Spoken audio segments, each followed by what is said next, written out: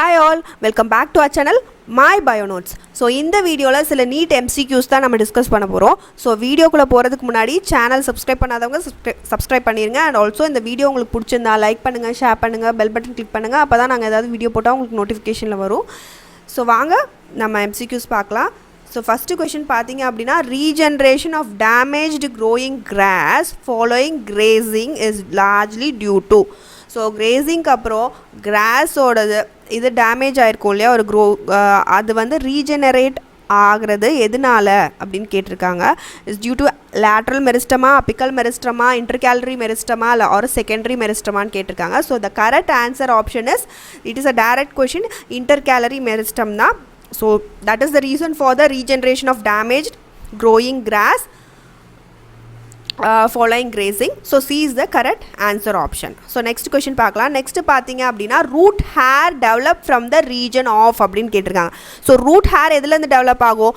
elongation, root cap இல்லைனா meristematic activity, maturation ஆன்னு கேட்டிருக்காங்க. So the correct answer option is maturation. So maturationனால தான் root hair develop ஆகும். So D is the correct answer option. So root hair are lateral tubular outgrowths that develop from the outer cells of zone of maturation ல இருந்து அது develop ஆகும் or root hair zone ல இருந்து.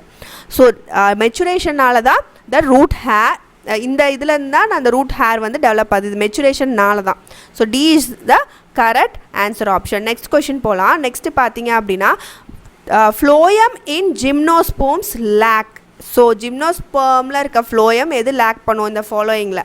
Both sieve tubes and companion cells are albuminous and sieve cells are sieve tubes only or companion cells only அப்படின்னு கேட்டிருக்காங்க.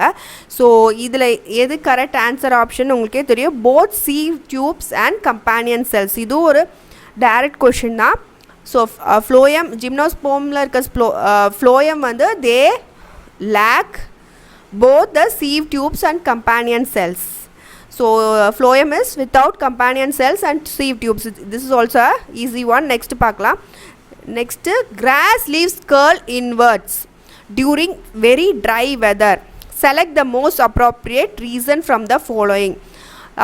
What is the reason அப்படின்னு கொடுத்துருக்காங்கன்னா Tyloses in vessels, closure of stomata, flaccidity of bulliform cells, shrinkage of air spaces in spongy mesophyll. So இந்த grass leaves எதனால curl ஆகுறது dry weatherல பார்த்தீங்க அப்படின்னா C தான். So C is the correct answer option.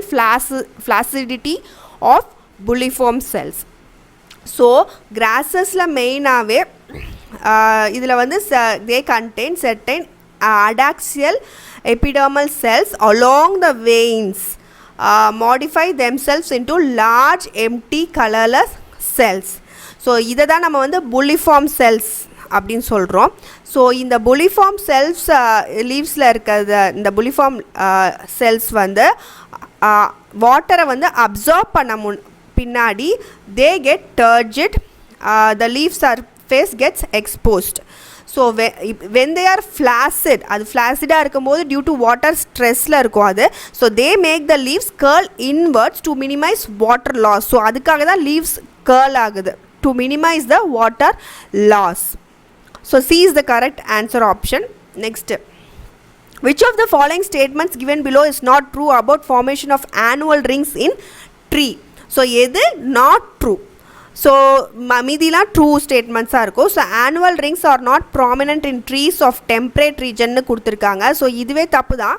So they are prominent in trees. Annual ring is a combination of spring wood and atom wood produced in a year. This is correct. Differential activity of cambium causes light and dark bands of tissue early and late to respectively. This is also a correct one. Activity of cambium depends on variation in climate. So this is also a correct one. So we are left with the only option is A. So that is not a true statement. So A is the correct answer option. So next, plants having little or no secondary growth are. So கொஞ்சம் கூட கம்மியாவோ இல்லை no secondary growth இங்கே கொடுத்துருக்க ஆப்ஷனில் எதுக்கு இருக்காது? grasses, deciduous angiosperms, conifers, cycads. So எதுக்கு இருக்காதுன்னு பார்த்தீங்கன்னா grasses-க்கு தான் இருக்காது.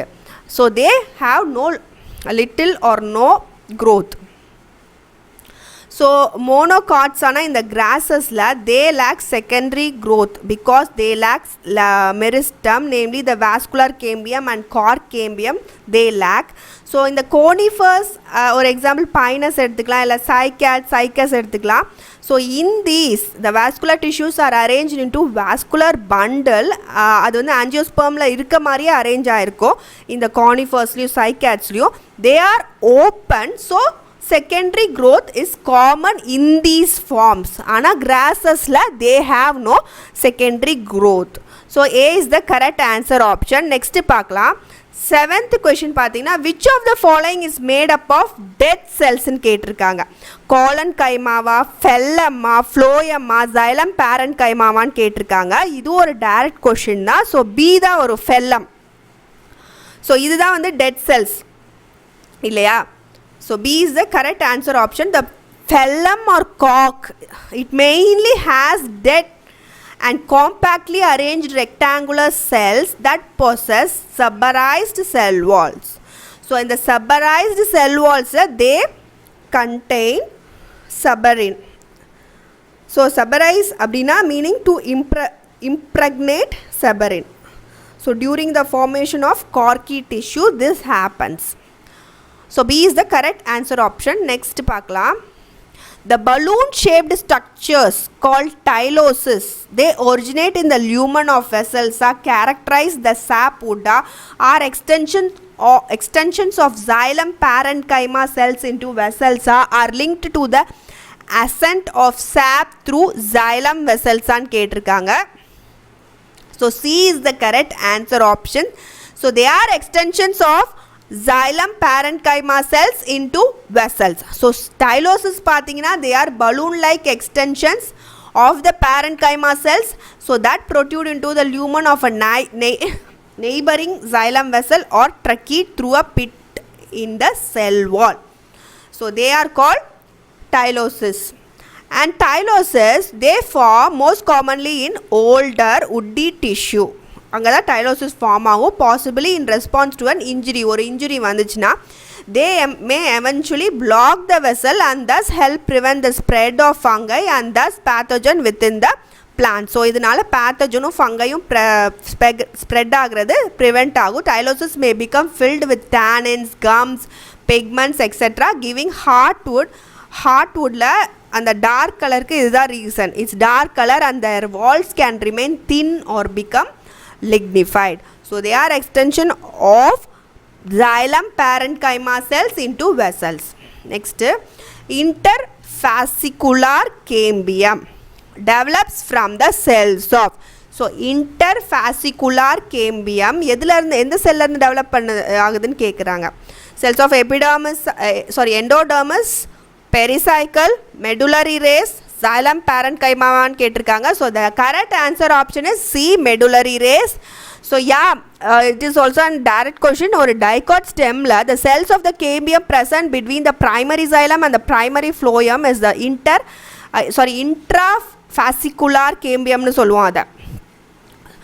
But the cells of the medullary race adjoining these intrafascicular cambium become meristematic. So they become meristematic and form the interfascicular cambium. So அதை நம்ம interfascicular cambium னு சொல்றோம். So thus a continuous ring of cambium is formed. So C is the correct answer option. Next,